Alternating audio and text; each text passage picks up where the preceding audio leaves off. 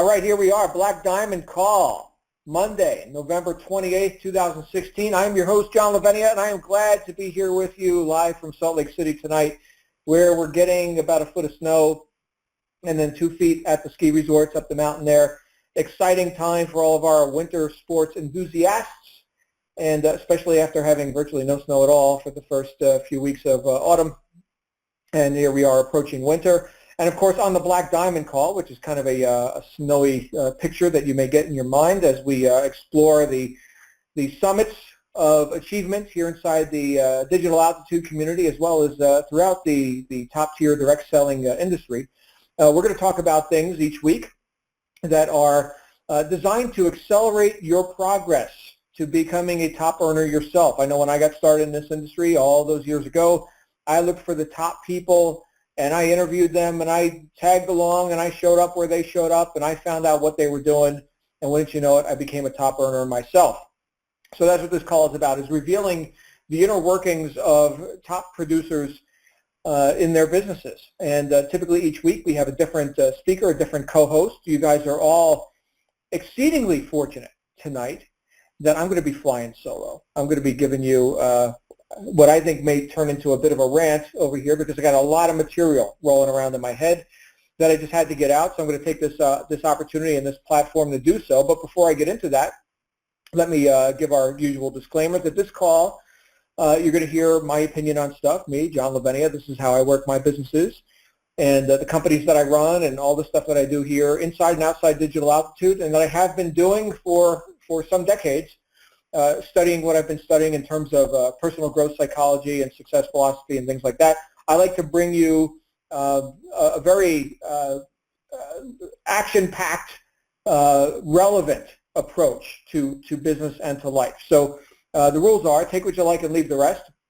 Hopefully you'll find some way to put into use the things that I share with you here tonight.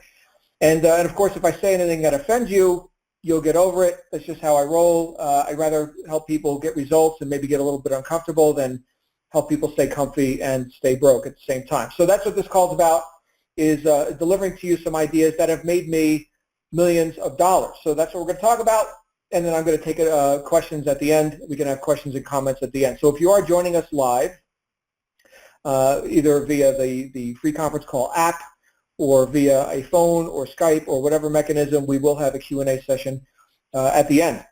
So here's what's coming on my brain for tonight. I wanted to deliver to you, and I do intend to deliver to you, several pointers which I think will separate you from the mass mediocrity that we see not only inside society, but even sometimes inside our direct selling and home-based business space, which so many people are participating in to one degree or another.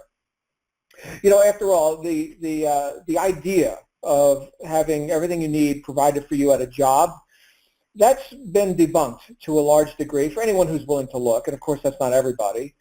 Some people will live their life and just you know, have their job, and you know, after 40 years they get the you know, the retirement, and you know, I guess get on Social Security if they're in the United States, or some sort of a group public assistance program, or retire perhaps with a little bit of savings as inflation continues to go up, and you know, what wasn't enough before, now they're going to live on even less. And that's the sort of mediocrity, that's the sort of what I call a life of concession that I don't believe that anybody who's opted in to a program, certainly like Digital Altitude, I don't believe that you're willing to settle for that. I believe that you're looking to reach high above mediocrity, and so it's with that level of respect and acknowledgement that I want to deliver this conversation.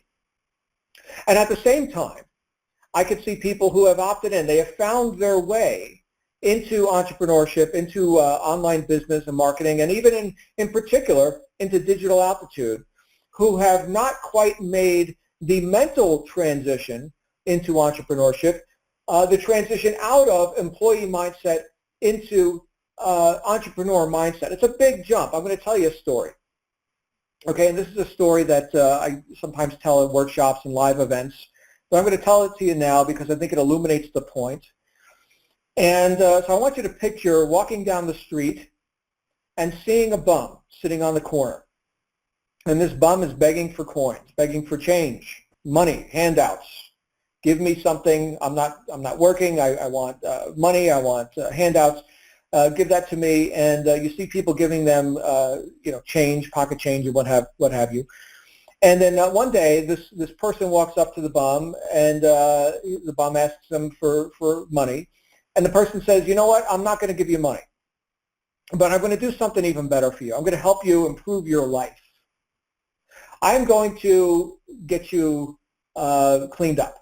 Okay, you look like you could use a job, right? So at my work, you see, they've got an opening for an entry-level position, janitor or some such position where you can get started today. We've got this opening, and of course you're going to need a shower and maybe a shave, and you look like you're about my size in terms of clothing. So I've got some extra clothes that you can use while you're getting back on your feet. And this is good. Your life is going to improve. You'll be employed. You'll be a productive member of society, right? You'll have some clean clothes to wear. You won't stink. What a great opportunity. Now, anybody looking at this scenario, like if you're looking at it right now in your mind's eye, you're thinking, what a great opportunity for the bum. They get to leave the street corner. They get to go have a job. What a great person this is. This good Samaritan who's thinking beyond just giving him enough money to buy half a cup of coffee or something, and giving him an opportunity. What a great opportunity. But you know what most bums would say if confronted with that situation? Not thank you, not, oh man, this is my lucky day. No. You know what they would say? They would say, but then somebody else is going to get my corner. This is a good corner. I get a lot of handouts on this corner, and I see across the street there's the other bum over there who he's getting not as many handouts as me. That's not as good of a corner. If I leave this street corner, that other bum is going to come and take my corner, and then I won't have this corner anymore. Now, does that sound ridiculous? Well, think about this. The leap from bum on the street to employed productive member of society seems like a pretty big leap. However, my friends, the leap from employed productive member of society to successful entrepreneur is an even bigger leap.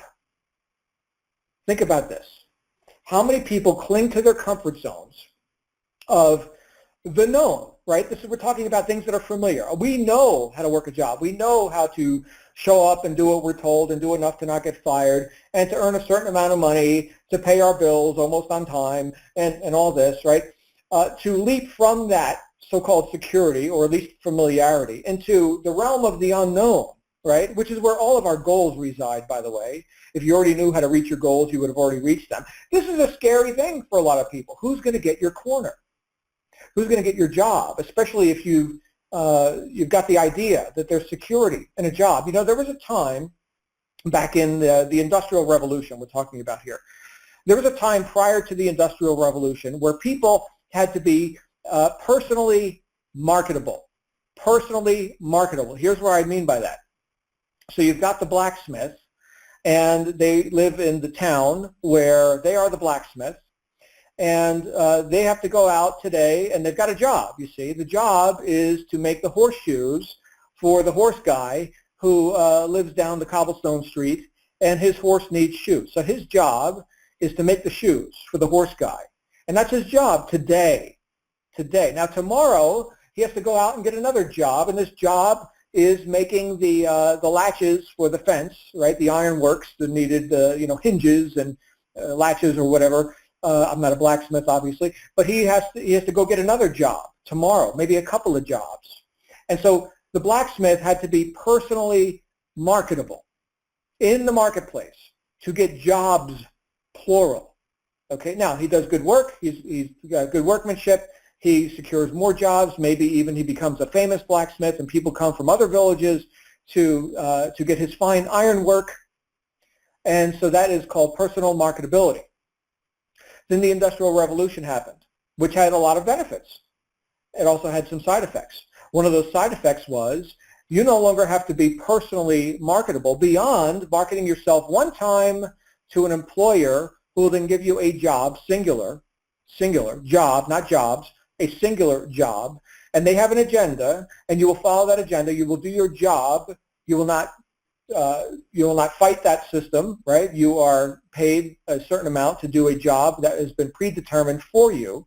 You no longer have to be personally marketable. You have to do enough to not get fired. Do you see the shift? Do you see what happened? We went from self-dependence, more of an entrepreneurial mindset, to other dependence.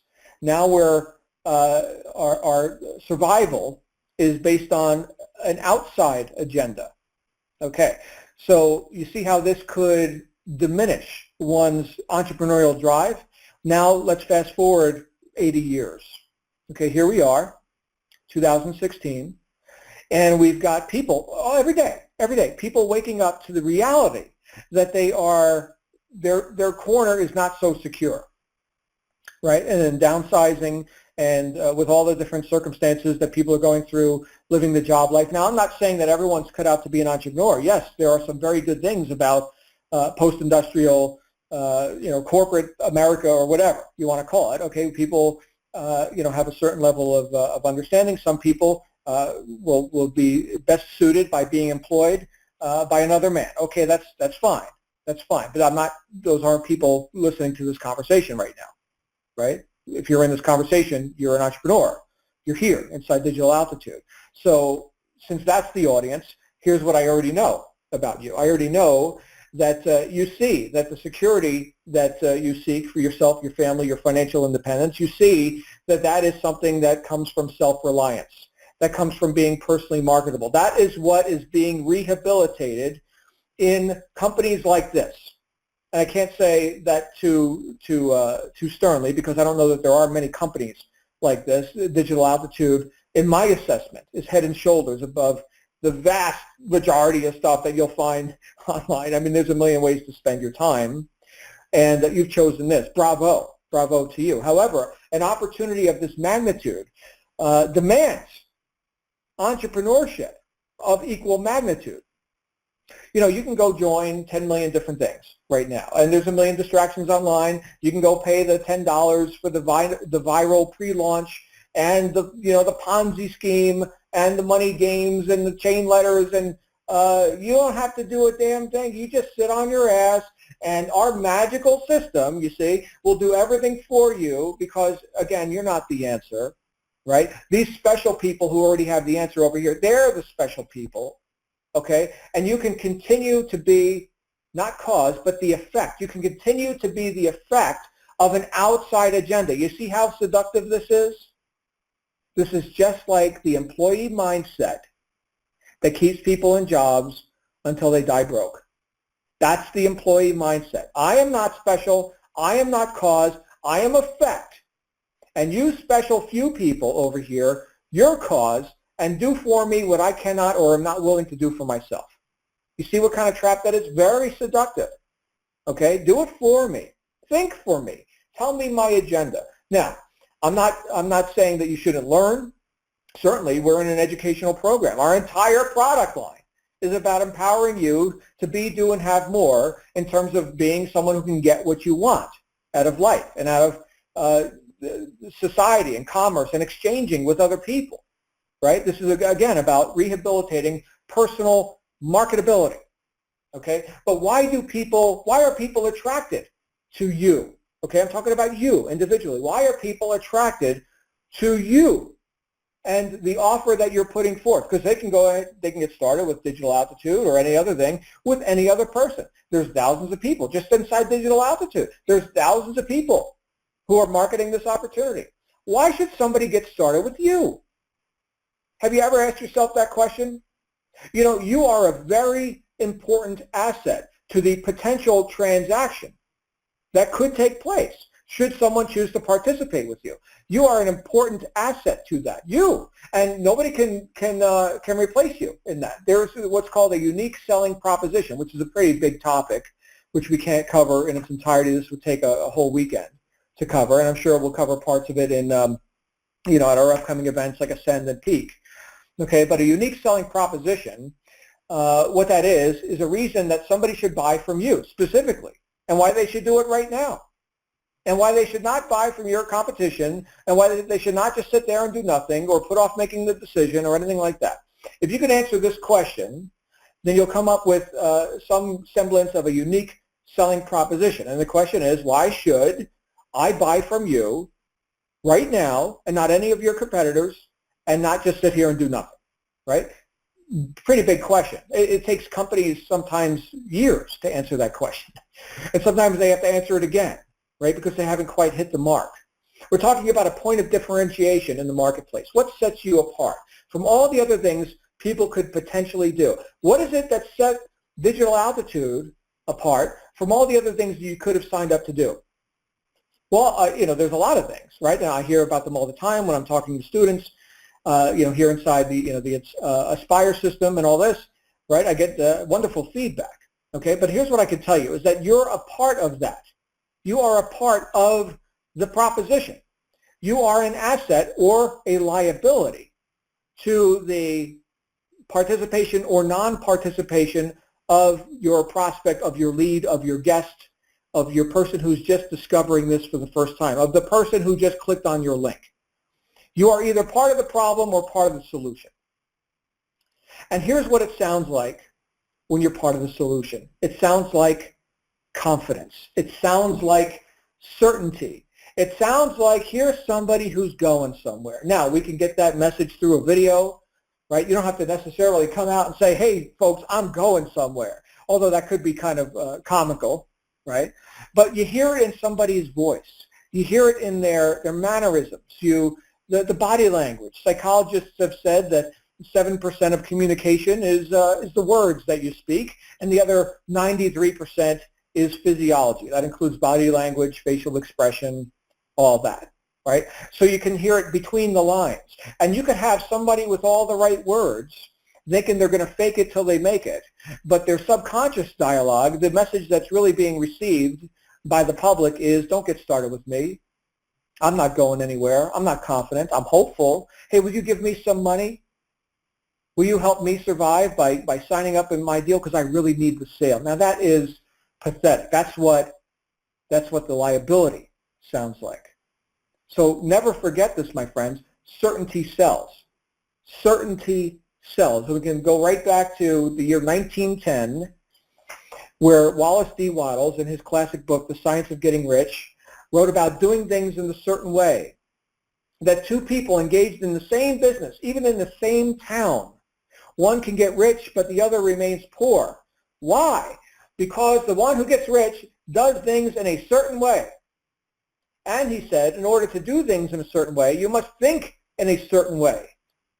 What does he mean by this certain way? Right? I pondered this for a long time. I was like, what does this guy mean? The certain way. And is it like some special way? Is it a specific way? I mean, how would he know? This is 1910. I'm doing online marketing. How could he tell me what the certain way is? So I got out the best self-help book ever written, which is the dictionary, and I looked up the word certain, because I apparently wasn't understanding what this guy was saying. And I looked up the word certain, and wouldn't you know it, one of the definitions around certain and other variations of that word was certainty, the absence of doubt. And I said, aha, that's the certain way. Now you can't fake that, can you? And when you think about what we're doing here in this whole top-tier direct sales, this whole entrepreneurship movement, what we're doing is we're enrolling others in a vision of their own greatness, their own ability to be, do, and have more than what they can get at their job. And again, not to demonize the job, but hey, every single one of you listening right now, including myself, because I'm listening to me too, and I'm always very interested to hear what I'm going to say because I never know what it's going to be until it comes out of my mouth. But every single one of us have decided to reach above that. Okay, now, I can't fake this. You can't fake this, right? Every single person who's looking for a better way to get what they want out of life, right? They're looking for someone who knows that better way and who can show them that better way. That's the part you can't fake. And listen, my friends, no sane person would follow you into this business if you didn't know where you're going. The simplest definition of leadership that I can offer you, and again, that's what we're talking about here. We're talking about leading others to a better way. The simplest definition I can think of for you is that a leader is someone who knows where they are going. They have a self-determined destination. They have the only reason why any sane person would follow them. And I say sane person because there are insane people who will follow people who don't know where they're going. And we see it all the time. Not here, thank goodness, or I wouldn't be here. So the only reason somebody follows you is because you've got a predetermined destination, what I like to call a guaranteed future outcome. Now, does that not reek of certainty and confidence? It does. It does. It exudes confidence. You know where you're going. Think about it like this.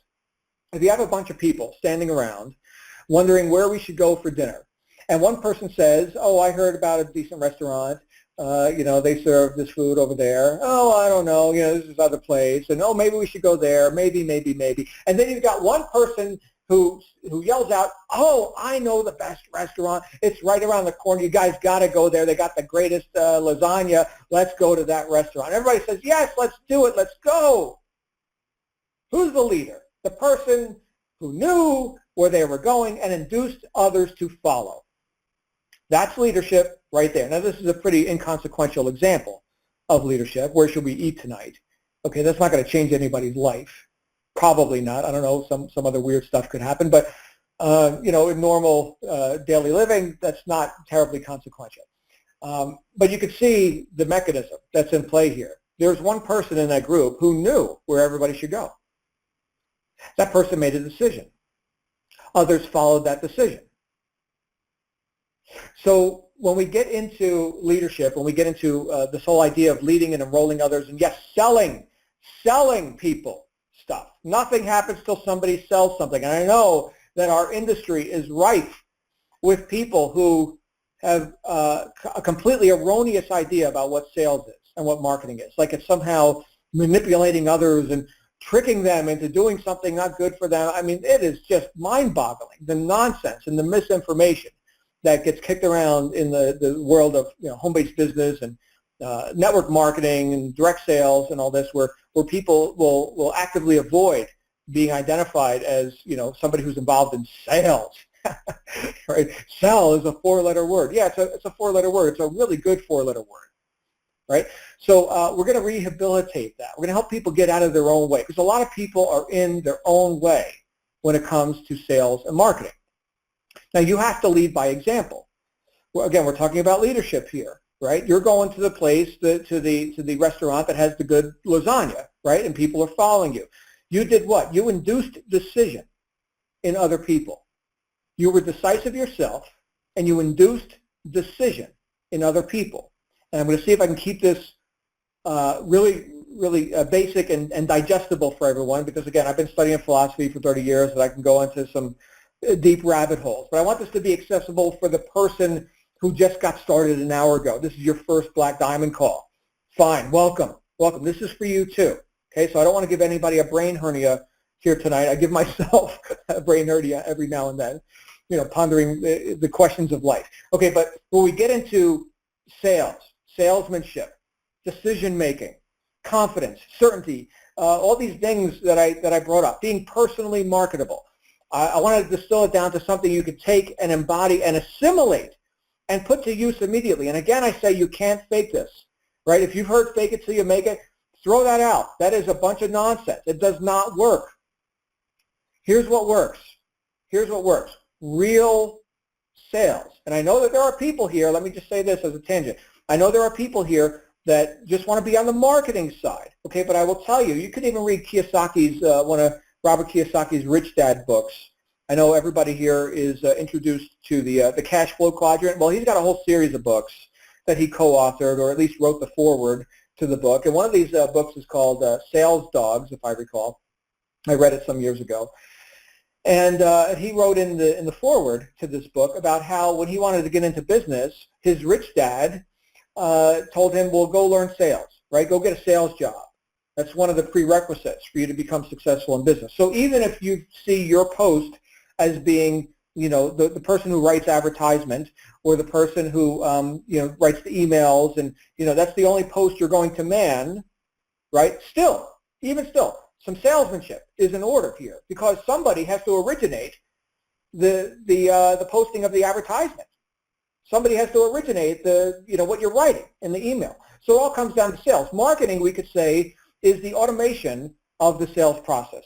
It's the front end of the sales process, but there still has to be an individual at the helm steering the ship. Someone is originating that thing that appears on the internet. When you go to that website and they see the advertisement or whatever you're seeing, there's a human being with a brain who originated that. Okay, people buy from people. Never forget this. Okay, so learn how to sell. And yes, we're talking about applying persuasive oratory or persuasive communication in one form or another to induce another person to make a decision, whether it's a decision to click on the advertisement, to go to the website, to opt in, to purchase the product, to purchase all the products, to upsell, to refer others, to become an affiliate, whatever. We're inducing decisions in other people who quite often have been averse to decision up to this point because decisions have been made for them. And you see what the results that has gotten them, right? If they were satisfied with their results, they wouldn't be looking at ways to earn more money or do whatever it is you're offering them, okay? So you've got a problem that already exists. That demand is already there. Now you're putting people's attention on the solution to that problem, and you're doing it with salesmanship. So what exactly is sales? And there are whole books written on this. Okay, so I'm going to give you my favorite definition of sales, which I've pondered for some time, and I think it's one that we can all take and use, and we can use it to great profit and to great effect, and I think it will, again, rehabilitate any misnomers, any misinformation about what business you're actually in. Okay, I want to disabuse you of any errors that you may be encumbered with right now. Sales, my friends, is the transfer of enthusiasm. The transfer of enthusiasm. Here's what I mean. So you've got Joe Public. Joe Public is currently doing whatever he does and getting whatever results he gets, and he's dissatisfied. He's dissatisfied. He does not know a better way. He is in what we could call a state of not knowingness or ignorance, right? He is in a state of ignorance about the fact that you and your opportunity exists. He knows not the benefits that could be his should he choose to participate in what you offer. And this is true for any sales, for any, we're talking about you're selling a product, you're selling a service, an opportunity, whatever, right? The public is ignorant to the fact that your solution exists. All they know is they've got a pain. They've got a problem to solve. Okay, now you show up with this solution, okay, and this is done through your marketing, okay, and this Joe Public goes through a process of what I would call enlightenment. He goes from the state of ignorance, not knowing this, and he gets to learn some stuff. So you're educating him through your materials, through your communication, through whatever it is you're putting forth into the marketplace, and he becomes more knowledgeable about these benefits that could be his. And ultimately, he gets to a point where he has a shared enthusiasm. He now knows that this is a solution for him, and he chooses to participate. Now, did you not just transfer the enthusiasm, the knowingness that you had? Say he was ignorant before, but you've enlightened him, you see. Now he knows what you know to a larger degree. And because you know, you can be enthusiastic about what you know, and now he could be more enthusiastic about it. In fact, if we look at the word enthusiasm, at least in the English language, the last four letters of this word are IASM. Anybody who's been through basic sales training kind of seminars, you've probably heard this acronym before. Enthusiasm, the last four letters is IASM, which stands for I am sold myself. I am sold myself. Look, every single person here, you're here, which means you bought it. You got started. Why? Why are you sold? What's so great about this digital altitude thing? What's so great about it? Do you know? Well, you know enough to at least have gotten started, right? So how do we transfer this enthusiasm? We transfer enthusiasm by transferring knowingness. I am sold myself. I know a lot more than Joe Public about these benefits that I get to experience, not only as a participant here with this business, but also as a customer, right? I am sold myself. And that's why I say, my friends, you cannot fake this. You can't go to the marketplace with a feigned enthusiasm, and we see this all the time out in online marketing, and here are people that are just running their mouth, and you could see right through it, at least I can because I've seen so much of this stuff, right? A feigned enthusiasm, right? I'd much rather have an authentic, unpolished enthusiasm than somebody who needs to try and convince me that it's party time or something, okay? If the truth isn't good enough, go sell something else. That's what I say, right? Please don't embellish. I hate hype, okay, just me personally. I'm not a hype guy, right? I'd rather give real solutions and do it with a totally straight face because, you know, I'm very confident in what I'm offering. Okay, so, but here's the point. Here's why you can't fake this, because they can't know if you don't know. You cannot give what you do not have, right? I can't augment your enthusiasm without having some to give you, right? And where does that enthusiasm come from? It comes from being sold myself, which means I know stuff. That means that I've gone through and I've looked at my offer and I've made the biggest sale that I could ever make, the biggest sale that I could ever make prior to doing my marketing. What is that sale? That is selling it to myself.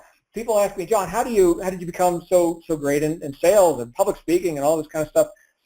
I was like, well, you know, I sold it to me first before I ever went to market, right? I'm quite analytical. I study. I'm one of these people who reads every word of the instruction manual when I buy a new, you know, piece of electronics or something, right? I want to get every last drop of benefit out of that investment I just made in that new, you know, device or whatever it happens to be, right? And I want to do things properly. I like order. Yes, I like when things work, right? I like success. I like that stuff. And so I tend to pay attention to details. And because of that, I've done what? I've loaded my guns. I know so much about my own offer before I ever offer it to anybody else. I sell it to me because, like I said before, if the truth isn't good enough, go sell something else. And look, I have to say no again and again and again and again to lots of different things that cross my desk. You know, being in this industry for as long as I have, I get offers every single day. My goodness, every single day, all day. All day. I have how many emails in my inbox that I haven't even opened yet? 97 from today that I haven't even opened yet. Okay? And no. Why do you think I'm here with Digital Altitude? And I'm not setting myself up as, you know, the litmus test. You know, like if John likes it, then it's good, and if John doesn't like it, then it's bad. There's lots of good things that you could do, right? Lots of great stuff. You know, and there's lots of things that I could do, but you know what? I already run, you know, my own companies. I'm like really, really busy. Like I'm not just saying I'm busy. I'm like really busy. So there has to be something special about Digital Altitude for me to be here, putting time in here, as opposed to all the other things I could be doing. Perhaps that's relevant for you. Well, for me, it certainly is because I'm me. Okay, so you could use that sort of as a barometer, but you yourself made your own decision to be here. Right? So why? Here's the big question. Why did you decide to be here? Where are you going with this? What is your guaranteed future outcome? What is the point of differentiation in terms of your offer being the Digital Altitude offer that you're going into the marketplace with? Why is this so great? Why should I join? If I was your prospect right now, never mind all the technology, the videos, the emails, and everything else, and you were sitting down with me right now across the table, and I said, why should I join right now? Why should I buy this right now? From you, right now. What are you going to say?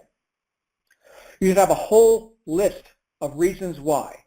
This is the right company. This is the right product line. This is the right opportunity. This is the right team, the coaching platform, you yourself as a sponsor, all the different things that you can list as assets. And then once you've got all those assets, what we can call features listed out, you can then say to yourself, okay, again, we're just talking about you selling yourself.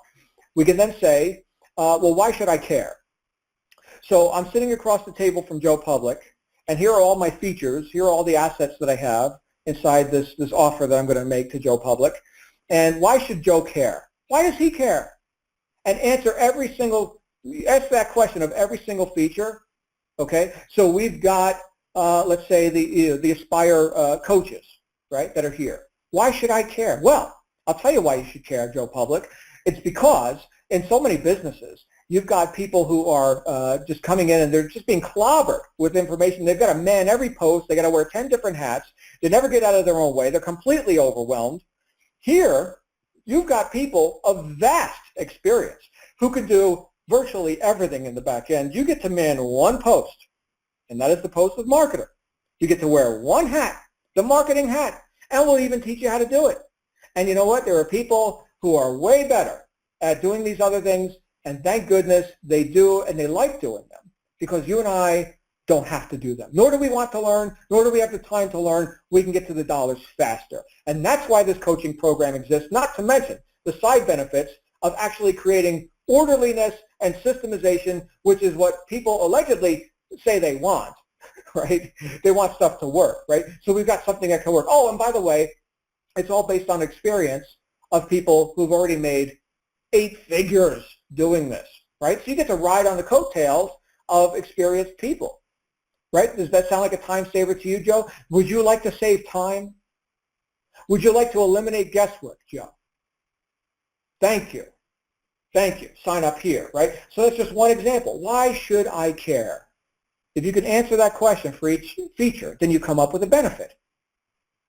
This is salesmanship, and you got to sell it to yourself first. At least that's what I've done.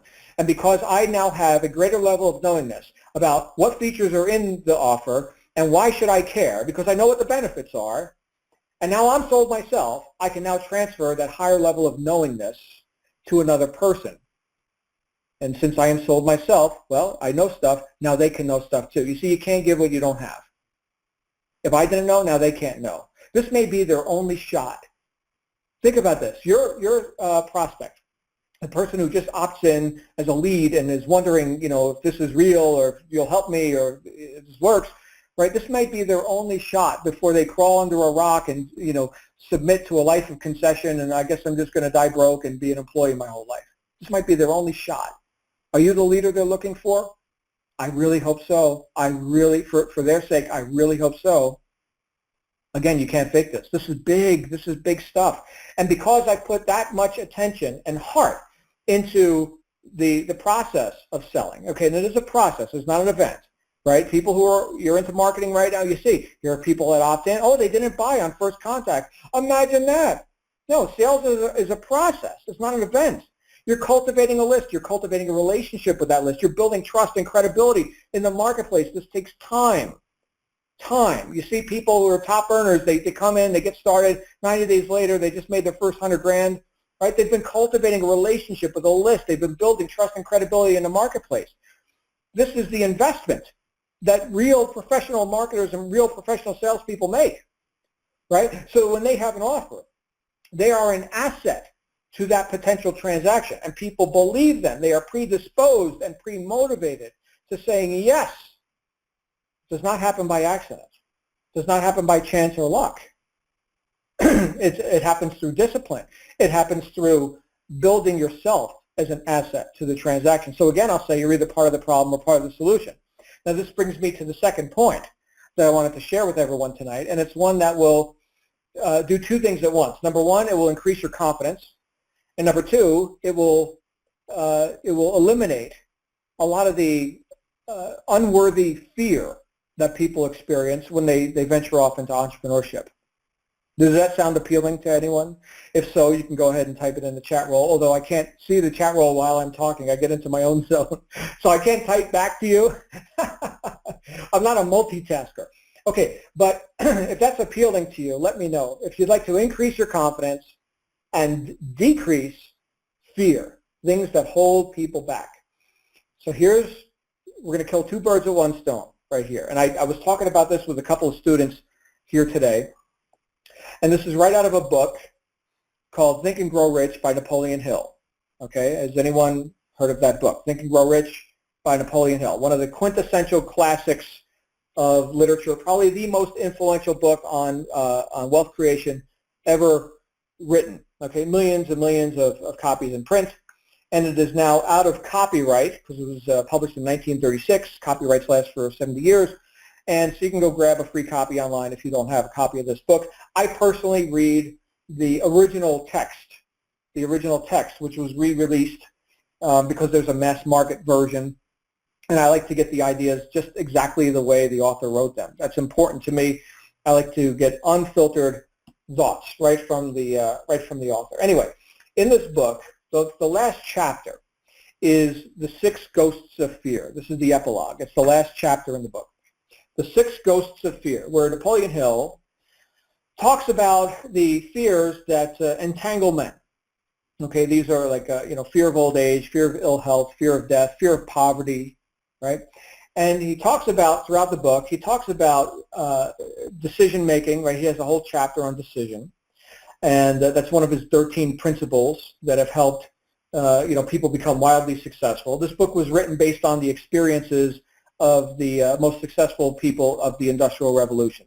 Napoleon Hill was, for those who don't know, he was a student of Andrew Carnegie, the first billionaire.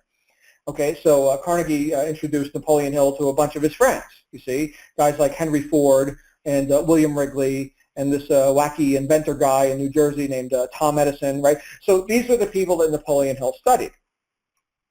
And in this, this idea that he shares about the six ghosts of fear, notice that he's calling them ghosts, because what we're really talking about is a misuse of your own energy, right? It's your energy that produces the fear. Okay, but in this chapter, he talks about decisiveness. Okay, and I want to read you something right out of the chapter on decision. Listen to this. Listen to this. This is really, really strong. Second paragraph, chapter 7, decision. Procrastination, the opposite of decision, is a common enemy which practically every individual must conquer. Procrastination, the opposite of decision, is a common enemy which practically every individual must conquer. Now, later in the book, in the Six Ghosts of Fear, in the epilogue, he talks about procrastination is what causes people to doubt themselves. Procrastination produces the doubt, and then he says the doubt crystallizes into fear. And of course, fear is crippling. I don't think any intelligent action comes from a fearful mind. Okay? So, thinking about this, what is the real root cause of the fear? Procrastination. What is the opposite of procrastination? I already read it to you. It's decision. Therefore, my friends, procrastination and indecision are one and the same. Indecision is the enemy which virtually everyone must face. Now later in the chapter on decision, he says this, and I'll just quote this for you because it's a heavily quoted paragraph out of this book, and it's one that I think applies to everyone in this business. So listen closely. It says here, analysis of several hundred people who had accumulated fortunes well beyond the $1 million mark, and that's back when $1 million meant something, okay? But it disclosed the fact. I'll start the whole sentence over so I don't screw it up. Analysis of several hundred people who had accumulated fortunes well beyond the $1 million mark disclosed the fact that every one of them had the habit of reaching decisions promptly and of changing these decisions slowly if and when they were changed. People who fail to accumulate money, without exception, have the habit of reaching decisions, if at all, very slowly, and of changing these decisions quickly and often. Changing these decisions quickly and often. What is that? That is indecision. That's what that is, indecision. So what is your value as a person who is inducing decision in others? What is your value as a salesperson, as a marketer, as someone who's putting forth an opportunity for people to be, do, and have more in their life? You're inducing a new decision in another person.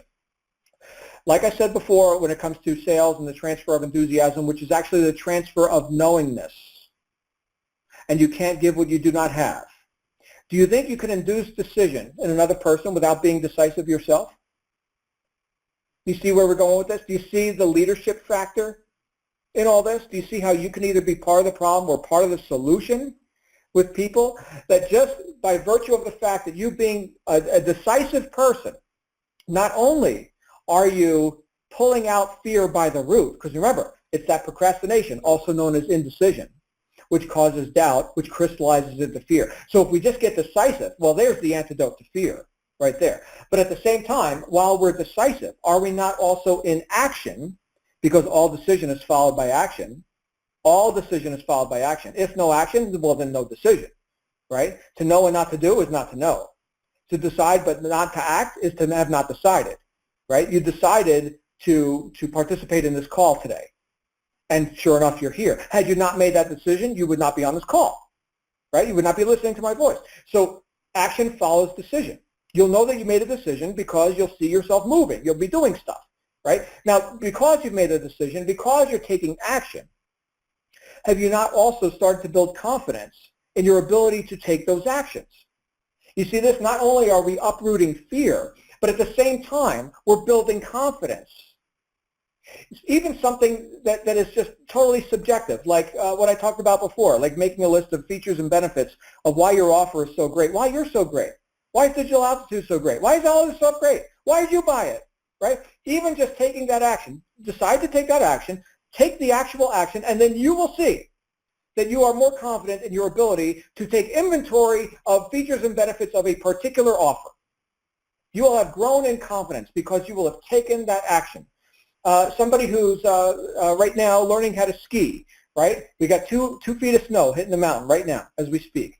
Okay, people are going to be up there tomorrow morning with their ski boots on, and some of those people are going to be newbies, man. They don't even know how to stand up on the skis. But by tomorrow night, when they come off the mountain, they will have increased their confidence in their ability to ski. They will not suck as bad. And then they'll show up again. And then they'll show up next weekend. And then they'll have their Christmas vacation. And by the end of the season, they'll be skiing. Their confidence will have increased, their fear will have decreased, but none of it was possible without their decision to get on the mountain. That's where it starts. When I say decision, I'm talking about a cutting off point. We go back to the Latin root of that word. It's decidere. Decidere means to cut off from. To cut off from. That's what a decision is. It's a cutting off point.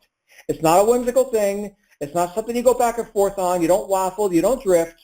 It's a cutting off point. And when you come into a business like this and you say, I will earn a 6-figure income, a 7-figure income, $20,000 a month, $50,000 a month, whatever your goal is, when you decide that you will not be denied that, you start to move differently. You start to occur differently in the marketplace. You're not here hoping that it'll work. You're not here trying not to fail. You're here to win. And you're here to help other people win and take as many people who are willing to listen with you as you can. You're here to empower people starting with you and anyone who's looking to get on the path. And they've got a reason to get on the path because you're on the path and you know you're going somewhere. You don't just hope. You don't just believe. You know you're going somewhere. That's the only reason why any sane person would follow you. Now, that sort of resolve, that sort of decision, that cutting off point speaks so much louder than words. You can say less to more people. You'll have people who get started with you who you may have never suspected. And next thing you know, you've got influence in the marketplace. Next thing you know, you're known in the marketplace because you put yourself out there. You decided to create content, video, emails, articles, social media posts, whatever, right? And because you actually made a decision, because you cut yourself off from all those other possibilities, like sitting around, waiting for later, thinking about it, trying, not sure, I don't know what to do, right? Because you just did it. You increased your confidence, you overcame your fear, and you get to reap the profits of that moving forward in the marketplace.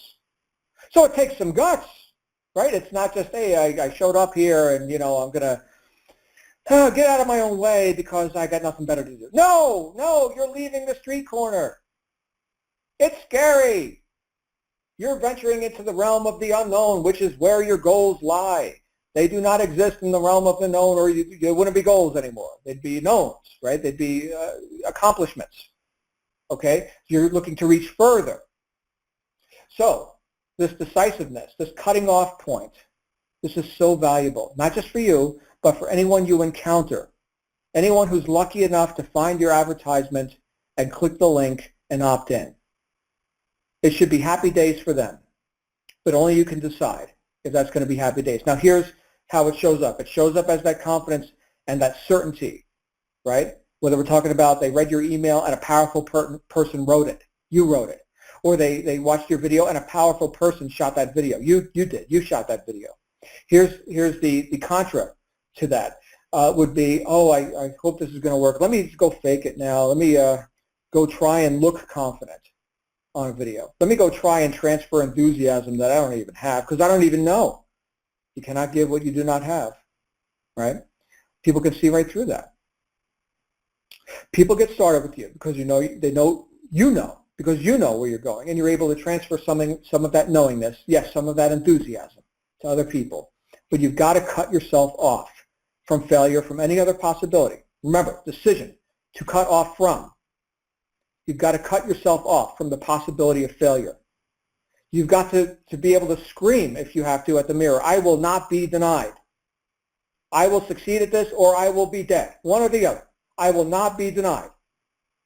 That's it. I accept only victory. It's like Napoleon Bonaparte said. He said, I see only my objective. The obstacles must give way. That's the kind of resolve that you approach success with.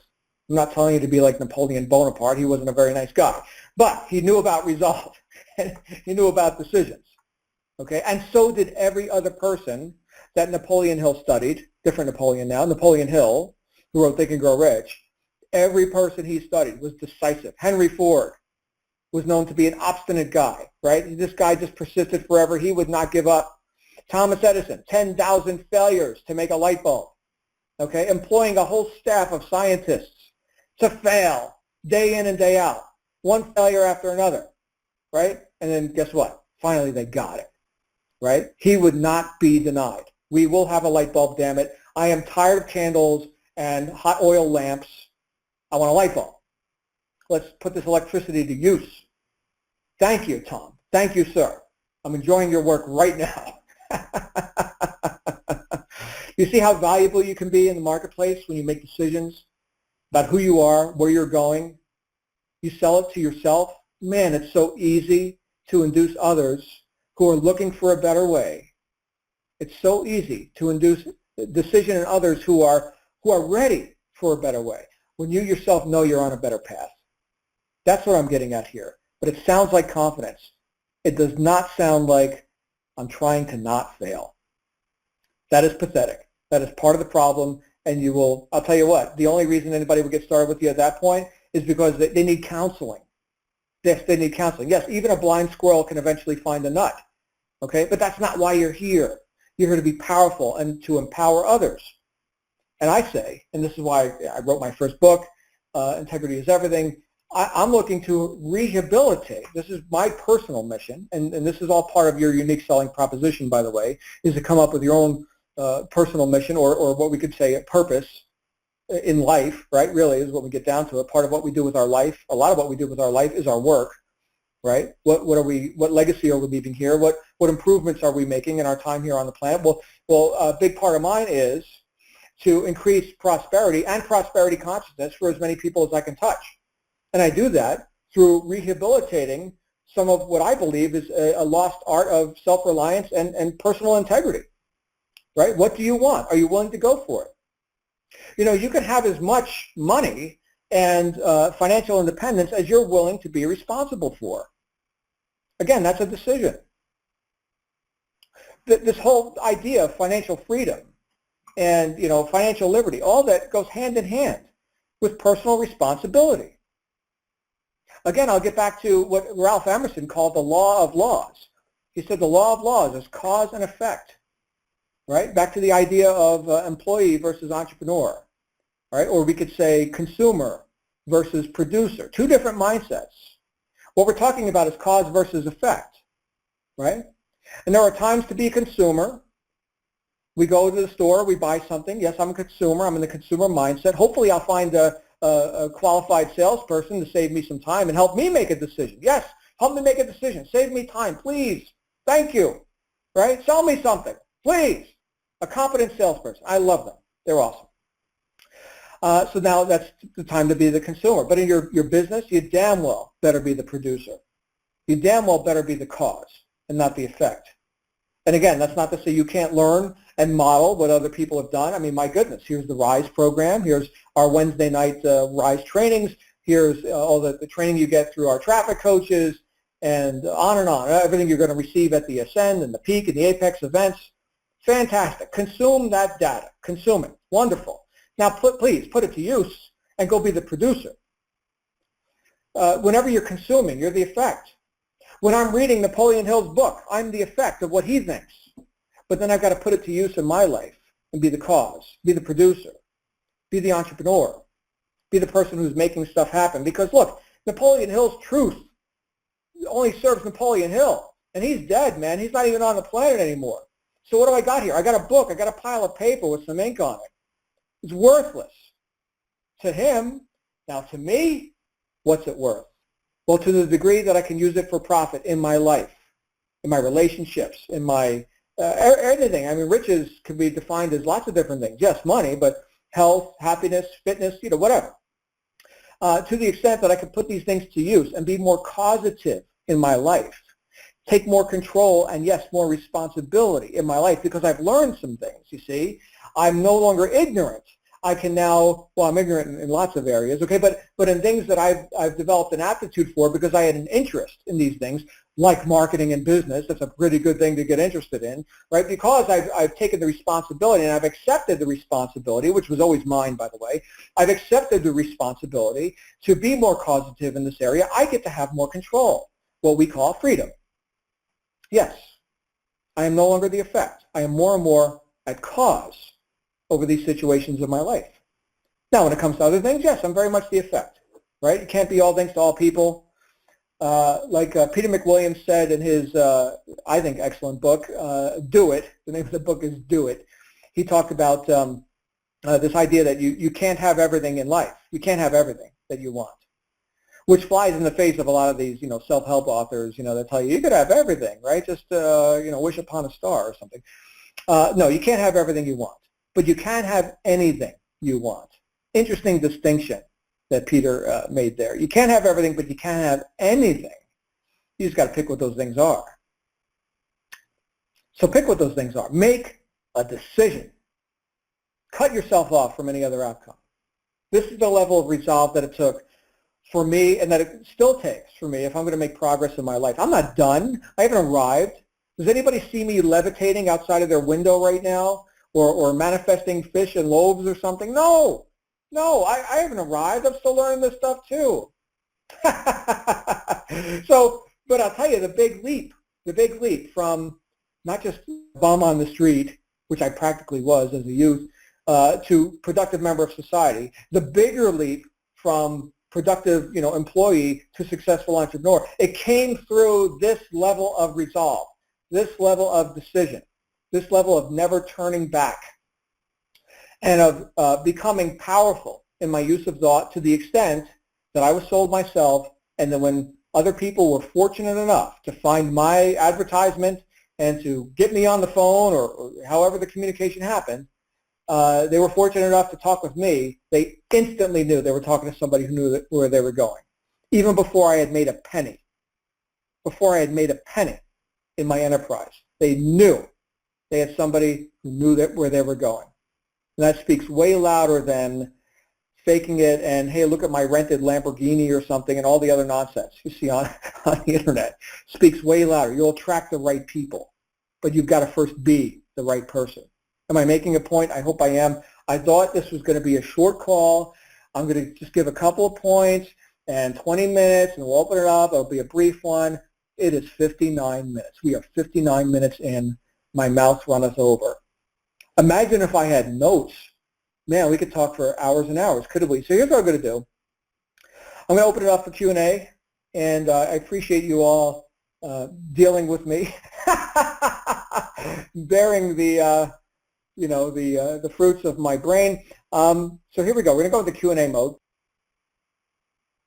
And so I welcome your participation. I see that we've got a bunch of people online right now. I think people are still perhaps sobering up from the weekend or something. We had a nice Thanksgiving weekend here in the States.